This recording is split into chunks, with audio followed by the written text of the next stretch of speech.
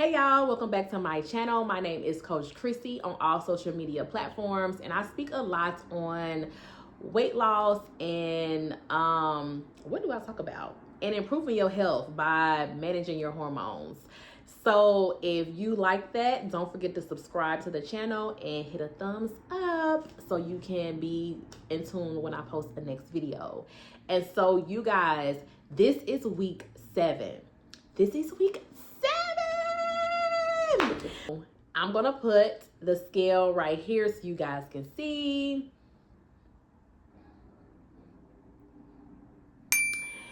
Yay! Do y'all see that? We are 200. I said we. Baby, y'all might be smaller than me, so let me not put this on you. My current weight for week 7 is 211 pounds. 211.7 pounds. My BMI is 36.1. My body fat percentage is 48.5. What else do I usually say? My subcutaneous fat, that's the fat underneath the skin, is 30.2%. My visceral fat is 13. And I think that's it. My skeletal muscle now is 35.4%. So the specs, you guys, are looking good. If this is your first time watching the video and you haven't really seen the other weeks, I'll put it on the screen right here. So you can basically see how I've lost weight week by week. And this is what, an almost 3-pound weight loss in a week. And I love this type of weight loss because I did not do any water fasting. I didn't even do any intermittent fasting. And that's crazy because usually I always do some type of intermittent fasting, but I didn't intentionally say, oh, I'm eating between 12 and 8 this week. I didn't do any of that. I think the main thing that changed this week is I cut out red meat. So I didn't cut it out altogether, but for week 7, I just didn't eat any red meat. I had enough things meal prepped where I pretty much stayed turkey or chicken. You guys know that I do have inflammatory type of reactions with chicken, so I did keep that at a very minimum, thing. But I had turkey meatballs. I had a lot of different things. I might put it on the screen so you can see some different foods that I had for this week. But I did not feel like I was starving myself or hungry. I felt very satisfied and just really locked in. I feel like week 7 is the first week, maybe not, but it just feels like it. Week 7 feels like it's the first week where I was locked in. I really was very intentional. I think I was very structured. I didn't have a lot of snacking and things like that going on. And I don't know, this is, okay, so if I can think, this is week 7 is 2 weeks from when I came on my menstrual. It's the second week after my menstrual, which is, almost going into the next menstrual. It's where my body just is amazing. I haven't, when it comes to just my hormones, my ghrelin, which is your appetite hormone, is I'm not extremely hungry. A lot of different things are, just tapped in on week 7.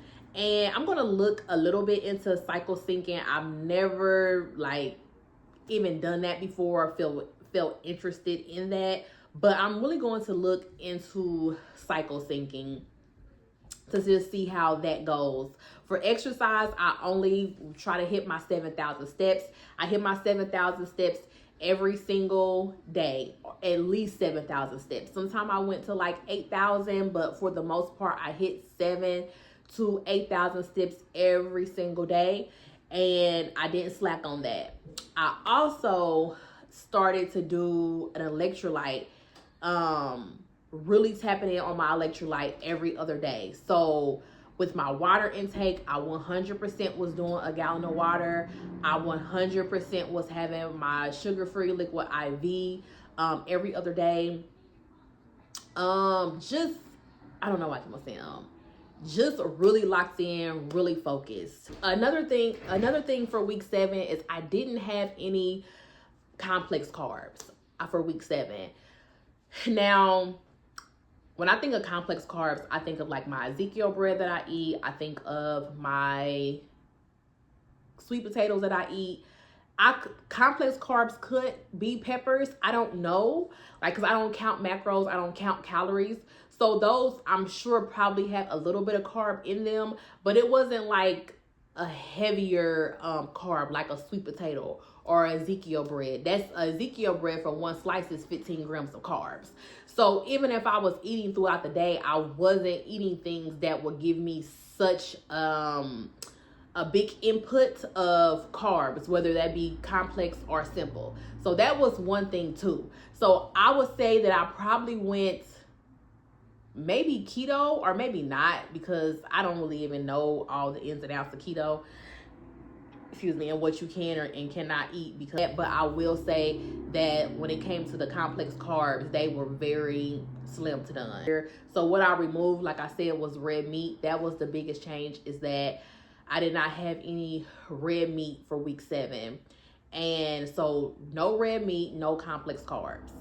I just stayed chicken, peppers. Like, my meals were very simple, but still really, really good.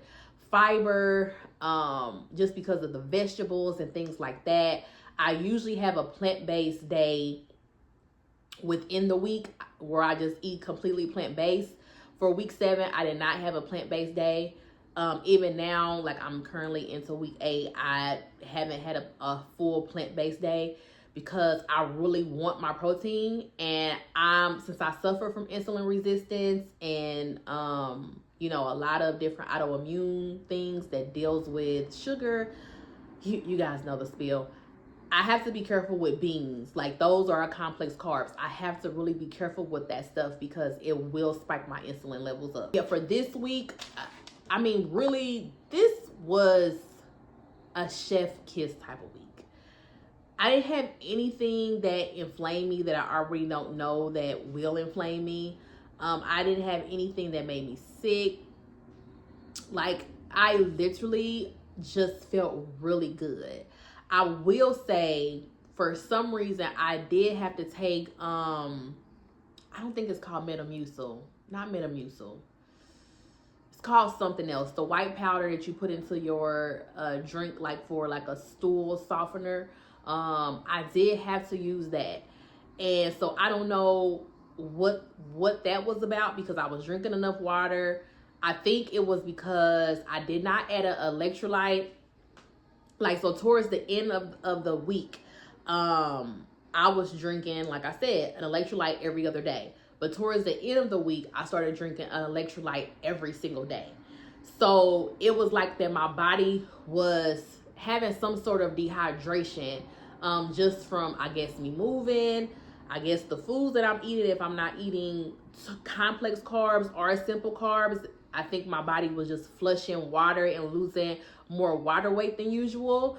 And so now this week I have upped my steps as well. So if you guys haven't subscribed to the channel, make sure you subscribe, because week 8, it's a little bit different. I make tweaks every single week to really start to know my body and then bring it to you guys. And so I did have to use that because I was suffering from some constipation. And once I did that, like, I literally lost 2 pounds overnight. Like, no exaggeration. I went from 213 the night prior to having some of that medicine and like just like, you know, going to the bathroom, like really releasing myself. And so my stomach just felt so much better. Everything just felt so much better, because I'm like, once you're on a journey so long and you're really monitoring your body, you can feel when you're a certain weight. Like, if you've been that weight before and you've like fluctuated fluctuated in your actual weight on the scale, you can feel, like I can feel if the scale say 213, I know what 213 feels like on my body. So I didn't feel like I was 213. But when I tell you, like, I was definitely like experiencing that constipation, so that had helped. I can't think of, if you guys know the name of that, put that down in the comment section. When it comes to like my mindset shifts or just some different things that I've been experiencing on an identity way, and it's probably something I need to talk to my therapist about, but how my weight is dropping, and I don't even want to cry or anything, but it's like how my weight is dropping and how like I'm really stepping into the person who I always seen myself to be. But because I was a different size, because was a different look, or whatever the case was, outside of the beauty standards of America, I always shrunk myself and made myself small, like made myself inwardly small, even though outwardly I wasn't. And so now, since I guess I'm recognizing that more, because you know my confidence is increasing, my self-esteem is increasing, I'm getting the results, I'm being confident in who I am and just what I bring to the table for me as a person, and counting all of the like the values and the things that make me me. It's like I really feel bad about quieting myself and not stepping into my true self, and not being, I don't even know how to say this without coming off like cocky or whatever, but scared to be competition, if that makes any sense. So it's like now I'm saying, okay, I want to have this body type, like that I want to have, not because it's the one that's praised. I want to be this weight, not because it's what people say that you should be, because actually the weight I want to be, nobody is saying that they want to be that weight. But this, like, things that I want to do for me, is like I was scared. I've been scared all my life to be me, to be who I wanted to be, to really exude and be confident in who I am and what I bring to the table. And so during this week, I had a lot of like times of where I felt down about, wow, if I would have had this mindset, 20 years ago, I could have really done better, been better, had a lot more opportunities, maybe had strived more in things I wanted to do as far as my passions, my career, just all of that. I would have had a more fulfilled life. Now at 37, not that I feel like my life is over at 37, but I'll be 38, 2026 this year. And it's like, wow, it took me all of this time to now start to step fully into myself. And so I don't know what that feeling is. I know it's not a sense of, I guess it's a slight sense of regret, but it's more of a sense of like pity. I would say more than regret. Like I pity my old self. And a little bit of like, not really, but kind of like a little bit of anger or upset. Not in a way of like me talking down on myself and not loving myself, but a little like, wow, like if I could have experienced what I'm experiencing now and being who I'm being now, my life would probably be on a trajectory. Like, why didn't I get this sooner? Why didn't I believe in myself sooner? Why didn't I believe in these thoughts and have this information and, really try to lock in? Why didn't I look at myself and say, hey, like, you don't have to settle, for what you want to wear, who you want to be with, like all of these things that I was settling because of like my body, My body, just how I felt going through, different autoimmune disorders and things like that, really took, ran my self-esteem through the ringer,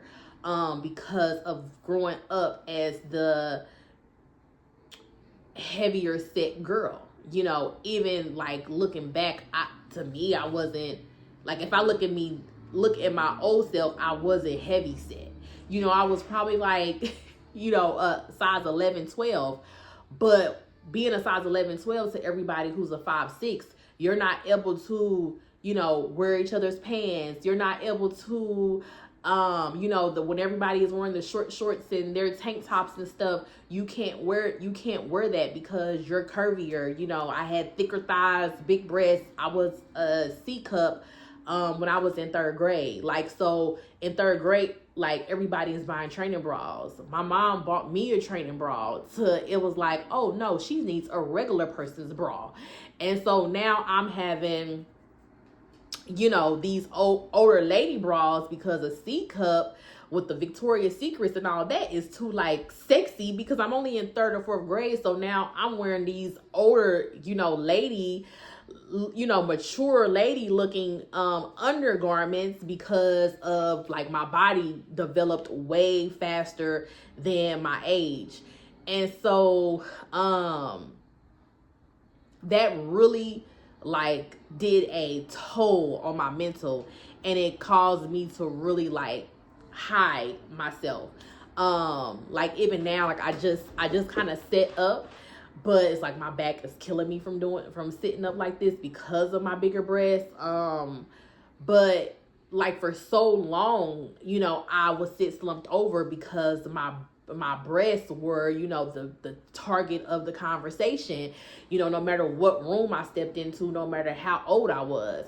And so it caused me to, like, shrink. It caused me to constantly keep myself covered. It caused me to always stand like this, to wear baggy shirts, to not wear the cute clothes, to not, all of these different things. And so, during week 7, it's really just been me stepping into who I am and being okay with making others uncomfortable, and telling myself that I'd rather for you to be uncomfortable than for me to be uncomfortable with me, if that makes any sense. If y'all get that. And so, like, yeah, it's so much to unpack. It's so much to unpack, like, weight loss. And this is not just weight loss. This is a whole lifestyle change. This is a whole identity shift. You have to see yourself as someone completely different, really your true self, to be able to lose. My first time around, I lost 60 pounds.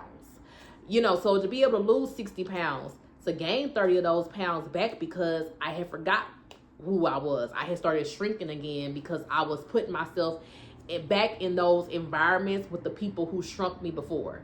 And so I played the role that they put me as. Week 7 was all about speaking my truth. It was all about setting my boundaries. I have blocked people who, I figure, like, well, they're not bothering me, like, they're not bothering me. Sometimes when they text or call, it's just a little bit triggering because it's low vibrational. And I'm just like, no, like, you don't have to accept that. You don't have to be not. My phone went dead. But to know, like, that I don't have to play the role that other people have for me in their head. And that also is including myself.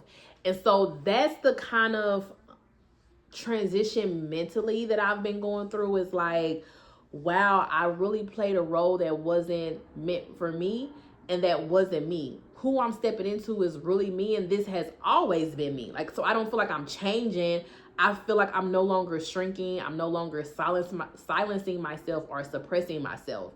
And so, with the regret and the frustration and the tad bit of anger, it also comes like a sense of relief. That's a different type of relief. I think it's more of an exhale, that we all are waiting to exhale. And I feel like, even in the movie Waiting to Exhale, at the end, that all of those ladies exhaled by the love that they gave themselves. It wasn't on account of settling for something that wasn't fitting for them.